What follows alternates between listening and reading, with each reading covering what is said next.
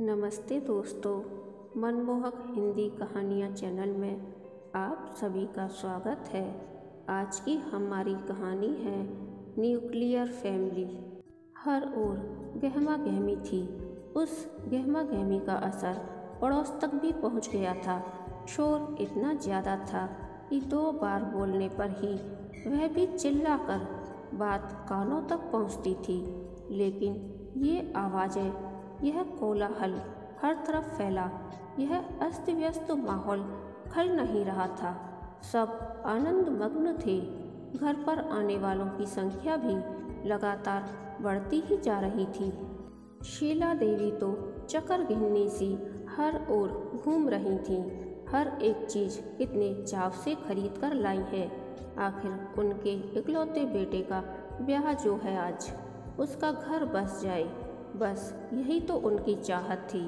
इसीलिए जब ऋषभ ने माँ से कहा कि वह काजल से शादी करना चाहता है, तो बेटे के निर्णय पर आपत्ति जताए बगैर तुरंत उन्होंने सहमति दे दी थी। उनके पति को हालांकि थोड़ी आपत्ति थी कि काजल कुछ ज़्यादा ही हाई फाई किस्म की लड़की है, पर तब शीला देवी ने यह कहकर उन्हें तैयार कर लिया था कि उसे हमारे घर आना है, अपने रंग ढंग में उसे ढाल लेंगे।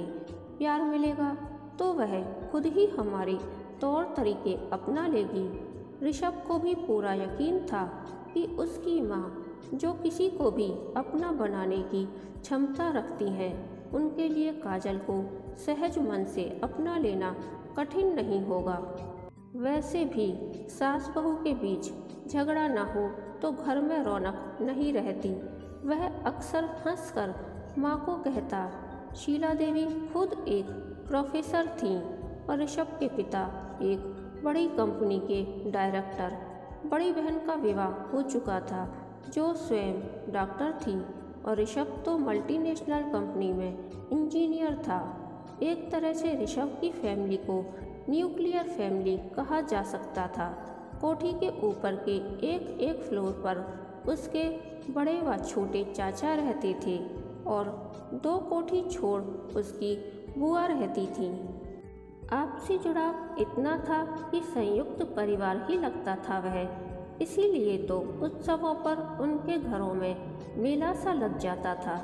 इतनी एजुकेटेड फैमिली की बहू बनना किसी भी लड़की का सपना हो सकता है, और काजल तो चाहती थी ऐसा ही परिवार, क्योंकि वह खुद एक बड़ी कंपनी में CEO थी।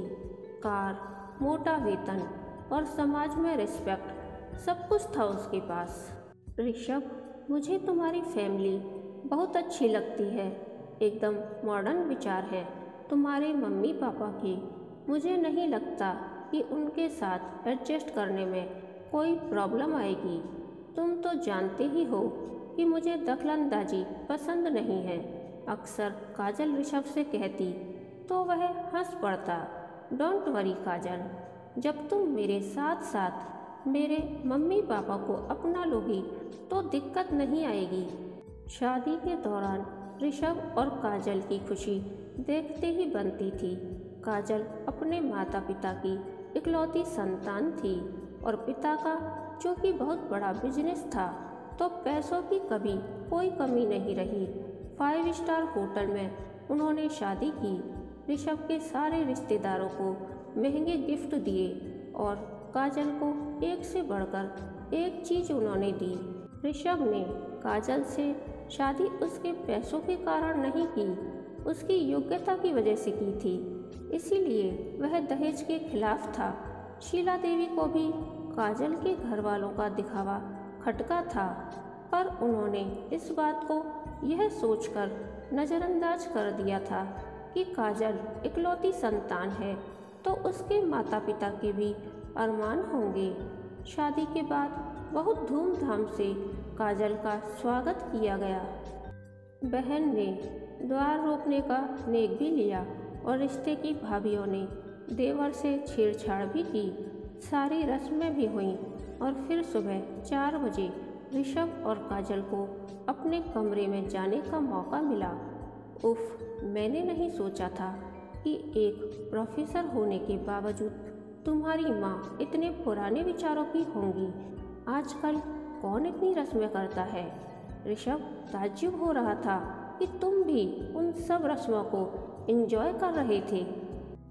कितनी थक गई हूँ मैं, पूरी रात बर्बाद हो गई। इतनी भीड़ है तुम्हारे घर में, इतने रिश्तेदार, बाप रे, मैं ये सब बर्दाश्त नहीं कर सकती। हर किसी के पाँव छुओ। तुम्हारा परिवार अब भी इन परंपराओं में जकड़ा हुआ है। एक हमारा परिवार है, छोटी फैमिली, मम्मी पापा इन सब चक्करों में नहीं पड़ते। देखा था ना, शादी में सिर्फ बिजनेस के लोग ही थे, परिवार के लोग कम ही थे। अब मुझे सोने दो, काजल ने नाइटी पहनते हुए कहा और गुड नाइट कह एक और करवट लेकर सो गई। ऋषभ उसकी बात सुन परेशान हो उठा। फिर उसने सोचा कि वह थक गई है, इसीलिए ऐसा रिएक्ट कर रही है। अगले दिन रात की फ्लाइट से वे सिंगापुर के लिए निकल गए। हफ्ते बाद जब वे लौटे तो काजल की खुशी देखते ही बनती थी। ऋषभ के मम्मी पापा और बहन के लिए वह गिफ्ट लाई थी।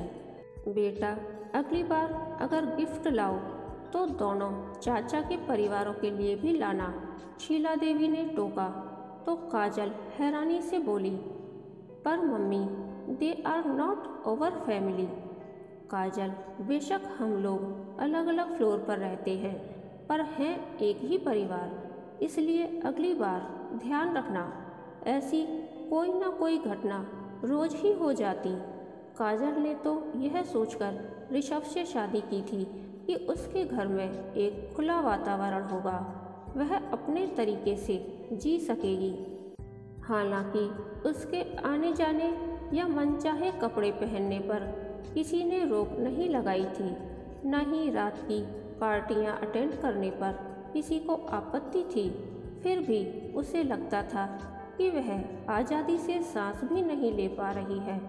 वह घर आती तो कभी कोई चाची बैठी होती, कभी कोई ननद या देवर। ऋषभ को उनसे हंसी मजाक करते देख वह चिढ़ जाती। ऋषभ, तुम इतने बड़े ओहदे पर हो, इस तरह का हंसी मजाक क्या तुम्हें सूट करता है? डिसेंट रहना चाहिए तुम्हें। क्या बच्चों की तरह संडे को कैरम बोर्ड खेलने बैठ जाते हो? खेलना ही है तो चेस खेलो या फिर ताश। यह घर है काजल, यहाँ अगर खुलकर नहीं रहूँगा तो अपनेपन की फीलिंग कैसे आएगी? मैं तो कहता हूँ कि तुम भी हमारे साथ खेला करो। कान में ईयरफोन लगाकर म्यूजिक सुनने से कहीं ज़्यादा रिलैक्सेशन मिलता है, अपनों के साथ छोटी छोटी खुशियाँ बांटने में। Rishabh, behave like an educated person. मैं देख रही हूँ कि तुम्हारी फैमिली में सभी ऐसे हैं। बड़े चाचा IAS अफसर हैं, पर व्यवहार एक लोअर मिडिल क्लास की तरह करते हैं। और तो और तुम्हारी छोटी चाची इंटीरियर डिजाइनर है, पर घर में खुद कितनी सादगी से रहती है। क्लास नाम की भी कोई चीज़ होती है, we need to maintain it. Elite class के लोग कम बोलते हैं, सोफिस्टिकेटेड ढंग से रहते हैं, लाइक माई पेरेंट्स। हाँ, जो मुस्कुराते भी नाप तोल के हैं। मुझे समझ नहीं आता कि तुम हर बार एजुकेटेड लोगों का ताना क्यों देने लगती हो। हम अगर शिक्षित हैं तो क्या अपने संस्कारों को ना माने, संबंधों की कद्र न करें और सहजता से न जिए? ऐसा किस किताब में लिखा है? धीरे धीरे काजल और ऋषभ की बहस उनके संबंधों में कड़वाहट लाने लगी थी। काजल की महत्वाकांक्षा और खुद को सबसे परफेक्ट और स्मार्ट मानने का सुपीरियरिटी कॉम्प्लेक्स उसे ऋषभ के साथ साथ सबसे दूर कर रहा था। पूरा परिवार जब एक साथ बैठा होता तो वह अपने कमरे में बैठी लैपटॉप पर काम कर रही होती, रिश्तों की सौंधी सुगंध को नकारती।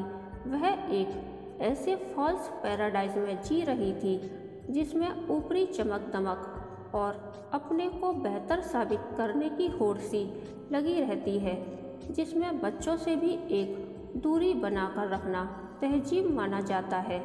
काजल ने भी शायद कभी नज़दीक से अपने पेरेंट्स के प्यार को महसूस नहीं किया था, इसलिए वह समझ नहीं पा रही थी कि रिश्तों की महक जिंदगी को सुबासित करने की कितनी क्षमता रखती है। शीला देवी काजल के साथ एडजस्ट करने की कोशिश करती, पर काजल बदलने को तैयार ही नहीं थी। एक दो बार उन्होंने ऋषभ से बातों बातों में कहा भी कि अगर वह चाहे तो अलग रह सकती है, पर ऋषभ के लिए ऐसा सोचना भी असंभव था। उसे माँ की गोद में सिर रखकर लेटना अभी भी अच्छा लगता था। उसे पापा के साथ सैर करने में मज़ा आता था और बहन की चुटिया खींचने में वह शर्म महसूस नहीं करता था। काजल ये सब देख चिढ़ जाती। तुम लोग पढ़े लिखे गंवार हो, वह कहती तो ऋषभ खून का घूंट पी कर रह जाता। वह अजीब सी मनोस्थिति से जूझ रहा था। उनकी शादी हुए 6 महीने बीत चुके थे, लेकिन काजल अभी भी एडजस्ट नहीं हुई थी। सच तो यह था कि वह एडजस्ट होना चाहती ही नहीं थी, इसलिए ऋषभ पर जोर डालती रहती कि उन्हें अपने फ्लैट में जाकर रहना चाहिए, जो उसके पापा ने उसके नाम से खरीदा था। तुम्हें यहाँ क्या दिक्कत है? तुम देर रात घर लौटती हो, टाइट जीन्स पहनती हो और सिर्फ अपने करियर के बारे में सोचती हो। कभी सोचा है कि तुमने आज तक किचन में पैर तक नहीं रखा है? मम्मी ने कभी तुम्हें इस बात का ताना दिया है? तुम अपने मन की करती हो, दूसरों की भावनाओं के बारे में कभी सोचती तक नहीं हो। फिर क्यों अलग होना चाहती हो? आखिर किस चीज़ की कमी है तुम्हें यहाँ? एक दिन ऋषभ का आक्रोश फट गया था। मैं किचन में क्यों जाऊँ? असल में कामयाब हो जाने के बावजूद तुम लोगों की सोच मिडिल क्लास की ही है, आगे बढ़ने के बारे में सोचना ही नहीं चाहते। उस दिन काजल ने सारी मर्यादाएं पार कर दी थीं और सूटकेस लेकर मायके चली गई थी। ऋषभ ने जब फ़ोन किया था तब काजल ने यही कहा था कि जिस दिन अलग होने की सोचो तभी मैं वापस आऊँगी, वह भी अपने फ्लैट में। काजल को गए 1 महीना बीत गया था। ऋषभ की चुप्पी के साथ घर में भी सन्नाटा पसरा रहता। एक दिन शाम के समय काजल का फ़ोन आया। वह रो रही थी। ऋषभ, पापा के बिजनेस में भारी नुकसान हो गया है। बैंक से जो लोन लिया था वह चुका नहीं सके तो बैंक हमारे घर पर कब्जा कर रहा है। हमारी मदद करने के लिए कोई नहीं है। कोई भी रिश्तेदार और मित्र मदद नहीं कर रहे। आएगा भी क्यों? पापा ने उनसे कभी संबंध बनाकर ही नहीं रखे थे। Please help me. मेरी कंपनी भी ज़्यादा लोन नहीं दे रही है। जो मेरी सेविंग्स है वह काफ़ी नहीं है। हमारा सब कुछ बिक चुका है। काजल के घर पहुंचने में ऋषभ के सारे परिवार ने एक पल की भी देर नहीं की। किसी ने एक बार भी उसके कटु व्यवहार का उलाहना नहीं दिया। ऋषभ ने माँ को देखा तो वह बोली, बेटा है तो वह अपनी ही ना, भूल जा पिछली बातें, अभी उसे हमारी आवश्यकता है। बड़े चाचा ने अपने रसूख से मकान पर कब्जा होने से रोका और सबने मिलकर कर्ज की थोड़ी रकम की अदायगी कर उसे चुकाने की मोहलत भी बढ़वा ली। काजल की आंखों से निरंतर आंसू बह रहे थे। हालांकि अभी भी वह शब्दों से माफ़ी मांगने में हिचक रही थी, पर उसके झरझर बहते आंसू कह रहे थे कि वह अपने फॉल्स पैराडाइज से बाहर निकल आई है। शीला देवी के गले से लगते ही उसे महसूस हुआ कि रिश्तों की सौंधी महक कैसी होती है। पहली बार उसे महसूस हुआ था कि ममता का आंचल कितना सुकूनदायक और सुरक्षित होता है। पहली बार उसे महसूस हुआ न्यूक्लियर फैमिली का सुख क्या होता है। कहानी के अंत तक बने रहने के लिए धन्यवाद। यह कहानी आपको कैसी लगी प्लीज़ कमेंट करके बताइए।